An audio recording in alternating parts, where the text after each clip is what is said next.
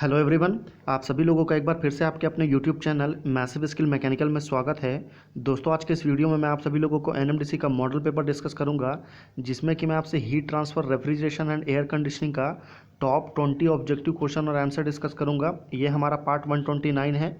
अगर आपने previous parts को नहीं देखा है तो आप हमारे चैनल के प्लेलिस्ट में जाके देख सकते हैं। मैं आपसे रिक्वेस्ट करूंगा कि अगर आपको इस वीडियो का फ्री में पीडीएफ चाहिए तो उसके लिए आप हमारे टेलीग्राम ग्रुप को ज्वाइन कर सकते हैं। और एक बार मैं आपसे रिक्वेस्ट करूंगा कि आप प्लीज़ इस पूरे वीडियो को पूरा एंड तक देखिए, क्योंकि मैंने 20 बहुत ही ज़्यादा इंपॉर्टेंट क्वेश्चन को लिया है। तो फिर चलिए बिना किसी देरी के शुरू करते हैं। तो हमारा पहला क्वेश्चन है कि in case of liquid and gas the heat transfer take place according to conduction, convection, radiation या नन ऑफ दिस। तो बेसिकली आपको पूछ रहा है कि लिक्विड एंड गैस में जो हीट ट्रांसफर होता है वो कैसे होता है। तो वो होता है आपका with the help of convection. तो B is a correct answer. अगर मैं बात करूँ कंडक्शन में कैसे होता है, तो कंडक्शन जो है आपका सॉलिड्स में जो हीट ट्रांसफ़र होता है वो होता है आपका विद इन कंडक्शन।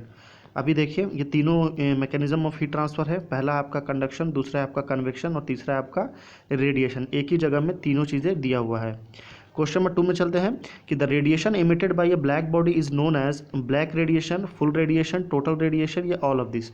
तो radiation emitted by a black body, तो किसी भी ब्लैक बॉडी में जो रेडिएशन एमिट होगा वो कौन सा बॉडी होगा, तो वो ब्लैक भी होगा, फुल भी होगा, टोटल भी होगा। मतलब D is a correct answer. Question number 3 में चलते हैं। काफ़ी इंपॉर्टेंट क्वेश्चन है ये कि the condition of refrigerant as it leave the compressor in a vapour compression system is saturated liquid, wet vapour, dry saturated vapour या super heated vapour. ये जो आपका रेफ्रिजरेंट का कंडीशन है उससे रिलेटेड क्वेश्चन एग्जाम में ज़रूर आता है।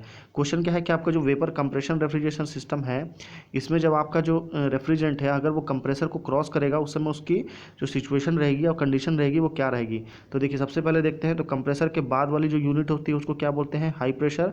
और कंप्रेसर के पहले वाली यूनिट को क्या बोलते हैं, लो प्रेशर यूनिट। पहले तो आपको ये पता होना चाहिए। तो जब कंप्रेसर के बाद जा रहा है तो क्या है वो, तो वो है सुपर हीटेड वेपर। कंडेंसर के बाद क्या है, तो सैचुरेटेड या सबकूल्ड लिक्विड है। एक्सपांशन वाल्व के बाद क्या है, तो लिक्विड या वेपर मिक्सचर है। उसके बाद इवापोरेटर के बाद में क्या बोलते हैं, तो सैचुरेटेड या सबकूल्ड वेपर है। ये सारे स्टेजेस हैं। तो हमारे इस क्वेश्चन का राइट आंसर आपका कंप्रेसर के लिए बोला था, तो वो क्या है, सुपर हीटेड वेपर। तो D is a correct answer.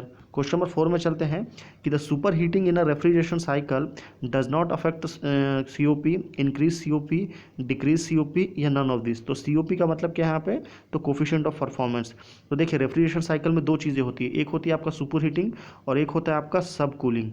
ठीक है, ये दोनों ही चीज़ें काफ़ी ज़्यादा इंपॉर्टेंट है। अगर आपके एग्जाम में सब कूलिंग आएगा तो सुपर हीटिंग नहीं आएगा, और अगर सुपर हीटिंग नहीं आएगा तो आपका सब कूलिंग आएगा। तो देखिए, सब कूलिंग क्या करता है, तो आपका कोफिशिएंट ऑफ परफॉर्मेंस को इंक्रीज कर देता है, जबकि सुपर हीटिंग जो है वो कोफिशिएंट ऑफ परफॉर्मेंस को डिक्रीज करता है। तो इस क्वेश्चन का राइट आंसर आपका ऑप्शन नंबर सी होगा। क्वेश्चन नंबर 5 है कि air refrigeration cycle is used in commercial refrigerator, domestic refrigerator, air conditioning, gas liquefaction. तो कोई भी आपका एयर रेफ्रिजरेशन साइकिल जो है वो किस में यूज़ होता है, तो एयर रेफ्रिजरेशन साइकिल जो है आपका वो गैस लिक्विफिकेशन में यूज़ होता है। तो D is a correct answer. ये आपका एयर रेफ्रिजरेशन साइकिल है पूरा। क्वेश्चन नंबर 6 है कि द वेट वाल्व depression is zero when relative humidity is 0.1, 0.75, 1.0। तो देखिए, वेट बल्ब डिप्रेशन जो है अगर आपका जब जीरो रहेगा तो मतलब क्या है, वहाँ पे रिलेटिव ह्यूमिडिटी जो है वो क्या है, तो वो आपका परसेंटेज में बोलने से 100% और वैल्यू में बोलने से 1.0। तो D is a correct answer.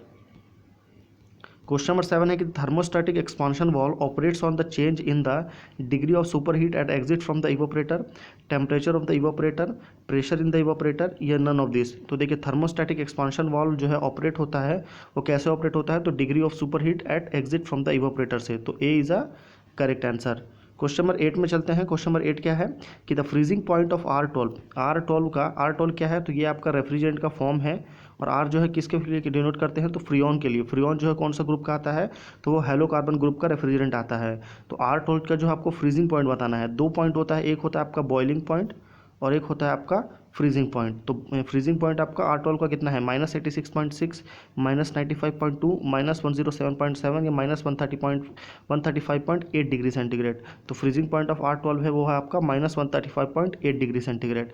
अभी नॉर्मल आपका वाटर का देखते हैं हम थर्मोमीटर में। यहाँ पे आपका बॉइलिंग टेम्परेचर है, नीचे आपका जो है आपका फ्रीजिंग टेम्परेचर है। तो बॉइलिंग अगर डिग्री सेंटीग्रेड में देखेंगे तो 0 degree centigrade freezing, 100 degree centigrade boiling. अगर आप इसको फ़ारेनहाइट के स्केल पे देखेंगे तो 32 डिग्री फ़ारेनहाइट जो है वो आपका फ्रीजिंग है, और 212 डिग्री फ़ारेनहाइट जो है आपका वो उसका बॉइलिंग पॉइंट है। किसका, तो वाटर का। क्वेश्चन नंबर 9 है कि the refrigerant supplied to a compressor must be super heated vapour refrigerant, dry saturated liquid refrigerant, a mixture of liquid and vapour refrigerant या नन ऑफ दिस। तो refrigerant जो है सप्लाइड टू कंप्रेसर, तो मैंने पहले आपको बताया था कि कंप्रेसर के डिस्चार्ज में जो आपका रेफ्रिजरेंट होता है वो कैसा होता है, तो वो सुपर हीटेड होता है। तो question option number A is a correct answer, super heated vapour refrigerant. Question number 10 में चलते हैं। क्वेश्चन नंबर 10 क्या है कि the unit of thermal diffusivity, यानी कि थर्मल डिफ्यूजिविटी का यूनिट क्या है, metre per hour kelvin, metre per hour, metre square per hour या metre square per hour kelvin.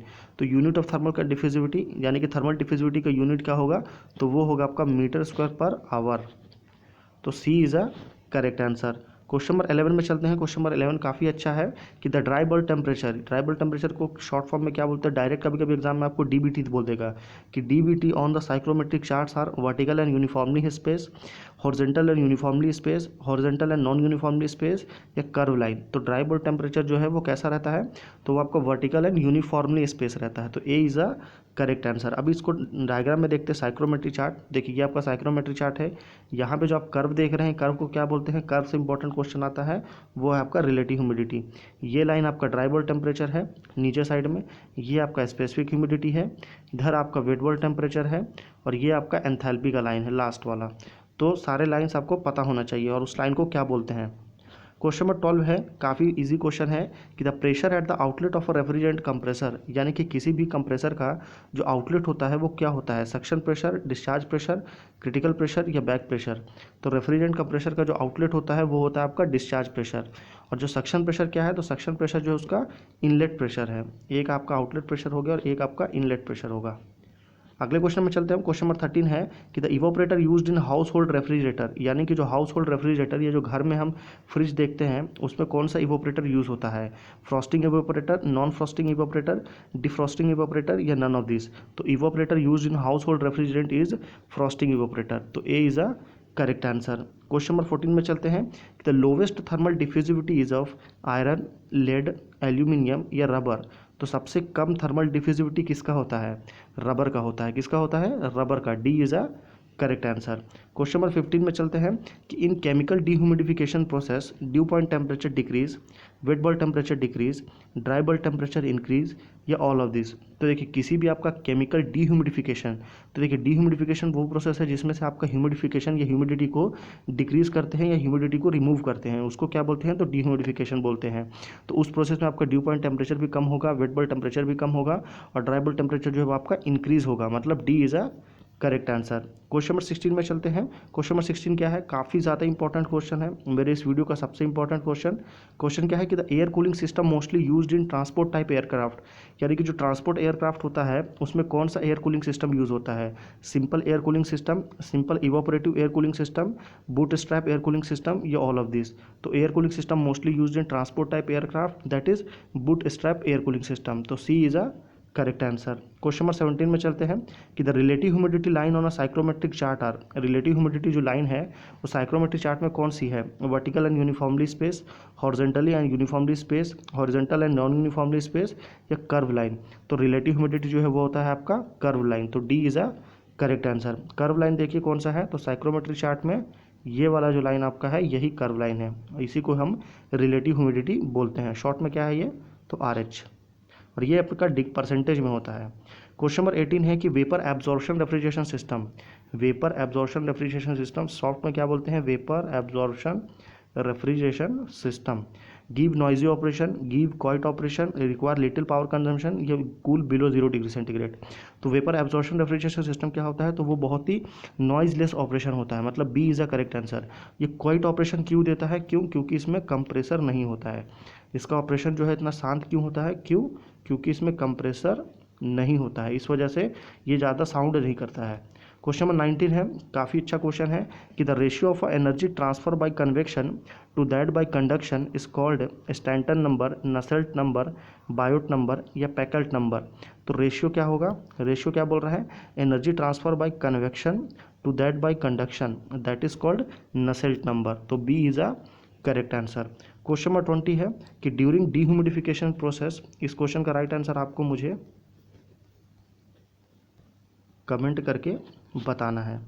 Question क्या है कि द ड्यूरिंग डीह्यूमिडिफिकेशन प्रोसेस कि wet bulb temperature, relative humidity, dry bulb temperature या specific humidity क्या constant होता है। Okay, वो राइट आंसर आप मुझे नीचे कमेंट करके बता सकते हैं। अगर आपको वीडियो पसंद आया तो प्लीज़ इसे लाइक करें, शेयर करें, हमारे चैनल को ज़रूर सब्सक्राइब करें ताकि आगे आने वाले इंपॉर्टेंट वीडियोस की नोटिफिकेशन आप बिल्कुल भी मिस ना करें। नीचे मैंने आपके लिए आंसर की दिया है ताकि बाद में अगर आपको पीडीएफ से रिवीजन करना हो तो इसमें आपको ये काफ़ी ज़्यादा हेल्प करेगा। पीडीएफ ज्वाइन करना हो या पीडीएफ चाहिए तो टेलीग्राम ग्रुप ज्वाइन कर लीजिए। फिर मिलते हैं अगले वीडियो में, तब तक के लिए दीजिए इजाज़त।